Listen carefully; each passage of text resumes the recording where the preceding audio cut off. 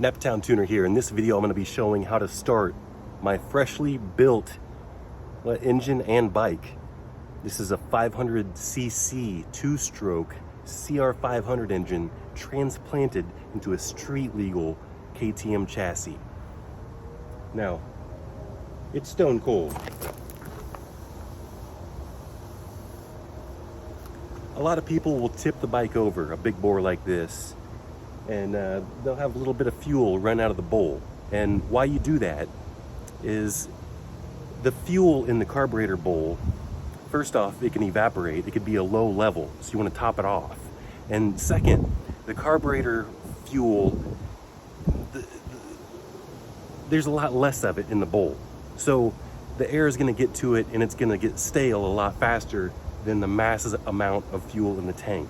So this fuel in the tank is a lot more volatile because the air didn't get to it as much. There's more of it.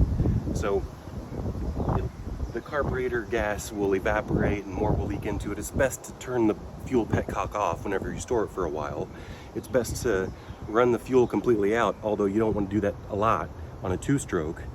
On a two-stroke, it would be best to just drain the carburetor. There's a little screw on the bowl. By far, it's best just to drain the fuel out. I wouldn't recommend ever running a two-stroke out of gas, because the gas is the oil and then you run it completely dry of oil, and that's never a good idea. So I just wanted to cover that ground right there. On a four-stroke, you can run it completely out and it won't hurt anything. On a two-stroke, you don't want to do that.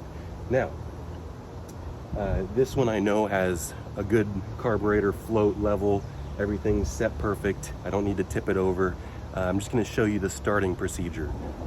And currently I own two 500cc's. I got a CR500 and a KX500. And a couple years back I bought a KX500 street legal. So I've got quite a bit of experience starting these things. Not like it's a big deal. I know there's a bunch of videos like this. I'm just making content, okay?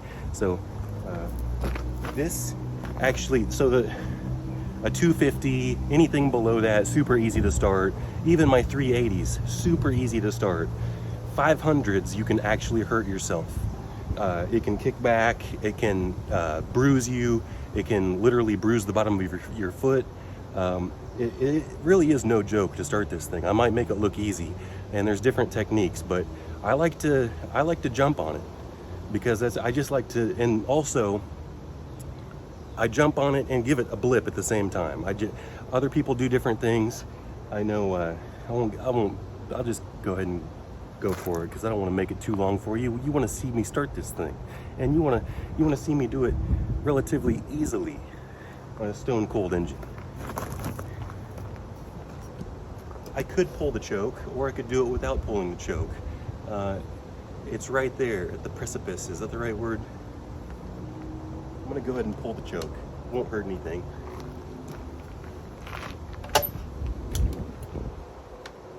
Now, if you don't have enough technique, a trick is to put an actual sturdy stand underneath it.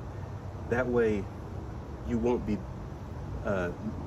putting any of that force of the kick into the suspension, right? But if you jump on it like I'm about to do, the suspension won't matter. And also, some people do it on the kickstand.